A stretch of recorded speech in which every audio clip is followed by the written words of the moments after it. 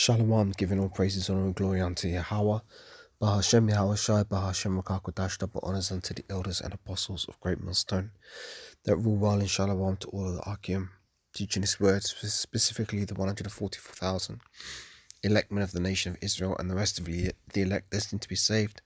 I'm the Baba Caleb from the GMS England non-forecasters camp, back with another lesson to help edify those of which I spoke of.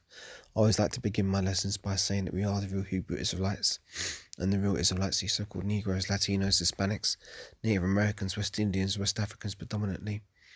But you will find Israelites that do look like the other nations, because we have been scattered among all the nations to our various captivities. But if you're seed line by your forefathers goes back to the man in the Bible that was named Israel, then you too are an Israelite, no matter what you may look like. Because Numbers chapter 1 and verse 18 states that your nationality is determined by the lineage of your forefathers. So I've got an interesting article that I was just reading here on Sky News. Let me get into it. This is it was published not very long ago, 9:38, and it's 10:27. It's just a new article. It says the NHS medical records. It says sell the NHS medical records to fund cutting-edge treatments. Sir Tony Blair and Lord Hague say. So what am I saying? Sir Tony Blair and Lord Hague say. Let's read that again.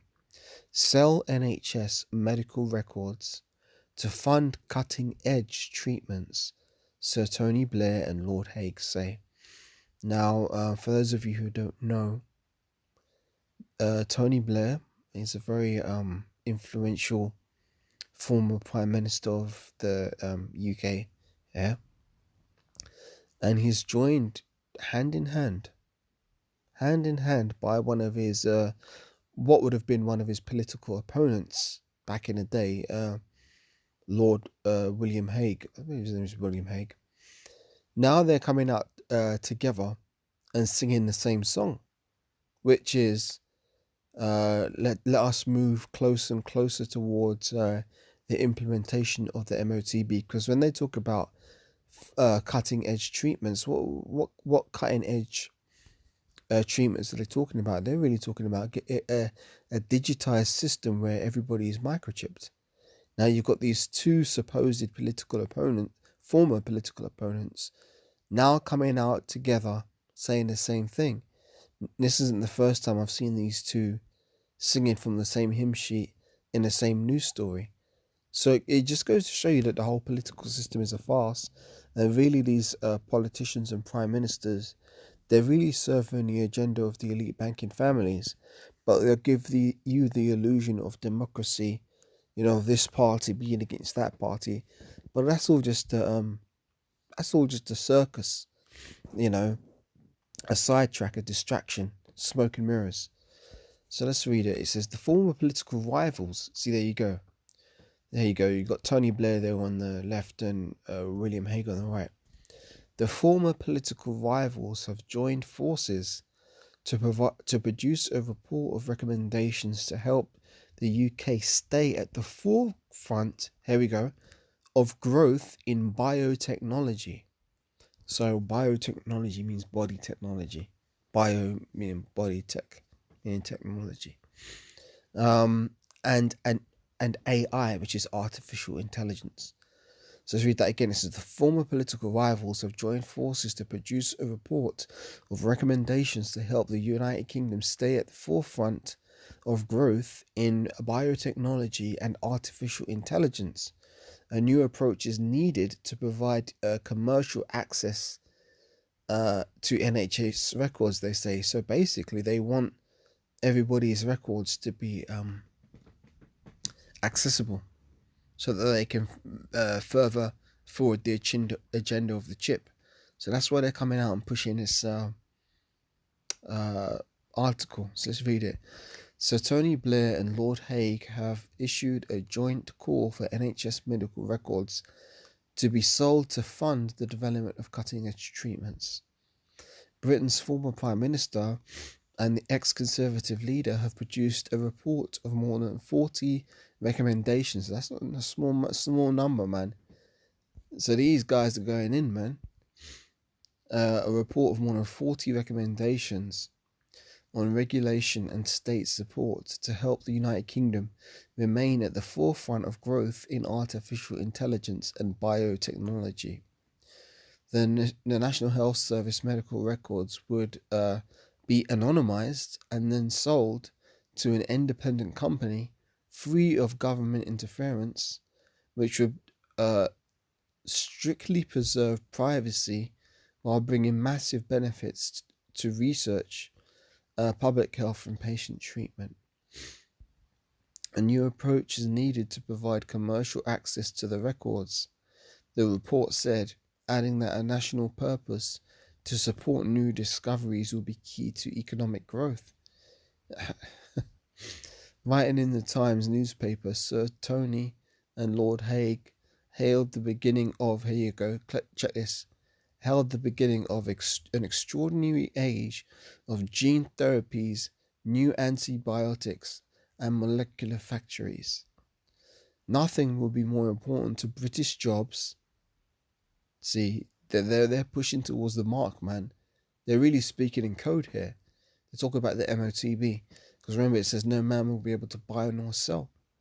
So, you know, if you used to really take a step back, what is this article about selling health records to private company? Is it public or private companies for them to access to create new cutting edge technologies? What's that got to do with jobs? When you really think about it, how is that going to impact jobs? It can only impact jobs if it is indeed tied to the MOTB, which we know it clearly is. It says nothing will be more important to British jobs, living standards, and security in the coming years than leading the world in science and innovation, they wrote. So they're really looking to, you never know, maybe the UK will be one of the first trial grounds for the chip, because it's saying that they want to be leading the world in science and innovation. Now, we already know that the chip is very heavy out there in Sweden. A lot of people have already taken it out there. But, you know, maybe the UK could be one of the next trial testing points for it. You never know.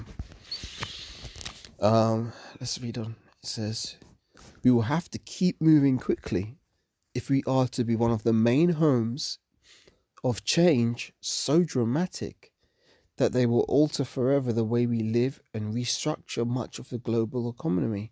Yeah, man, these guys are speaking in code here, and all the insiders on the left-hand side, they know what they're talking about. And all the insiders on the right-hand side, i.e. the prophets of Yahweh Shem Shai, we know what they're talking about. It says they believe data from millions of NHS records could provide a key platform for AI to monitor patients via wearable technology and alert doctors of problems. There you go, man. So they want to promote it first as being a wearable technology, such as your Apple Watch, but you know, it's not going to be long before they want it to be implantable technology, which is to be embedded under your skin, as their RFID microchip is, which is the mark of the beast. It says the report also proposes patients have access to a personal health account via the NHS app to book appointments and manage treatments. So that means if you don't take this thing, you ain't going to be getting no healthcare. This will create a laboratory of biodesign, a process to identify and find solutions to unmet healthcare needs, helping biotech companies scale up and creating strong international biosecurity. Biotech is promising a future of new cures and treatments for many diseases, more personalized and effective healthcare, and many new materials and transformed manufacturing processes, Sir Tony and Lord Hague said. The pair had weekly showdowns at Dispatch Box when Sir Tony was Labour Prime Minister, while Lord Hague led the Conservative opposition. But they wrote, whatever our political differences on more traditional issues, we both believe that this is the crucial task that, more than anything else, will determine the future prosperity of Britain. The report on biotechnology is the third collaboration. See, there you go. They've collaborated before, I told you. The report on biotechnology is the third collaboration by Sir Tony and Lord Hague. Last summer, they called for the UK to establish a national laboratory to test out AI in a bid to become the brain of both a British and international regulator. A complete realignment is needed, including an overhaul of government machinery to respond to the radically reshaped society that the technology is expected to bring, the former leaders said. Earlier this year, both men called for ministers to roll out digital identification cards as part of a fundamental reshaping of the state around technology. In an exclusive interview with Sky News, the former Labour leader warned that the NHS is not serving its purpose and must cooperate with the private sector. There you go, that's the end of the article. So, yeah, man, these guys, Sir Tony Blair and William Hague, they're big advocates for the mark of the beast. And this is all, as I say, for those who are on the inside know, for those who are on the outside they don't. But hey, the scriptures told us about this. Let's get it. In Revelation 13. It says that he causeth all. Now let's read up a verse. Verse 15. And he had power to give life unto the image of the beast, that the image of the beast should both speak, and cause that as many as would not worship the image of the beast should be killed. So that means if you don't get down with Esau's system, there's a chance that you might have to give up the ghost, so to speak, be put in the spiritual realm. But let Esau do what he's going to do, and the elect of the nation of Israel, the prophets, they're going to do what they're going to do.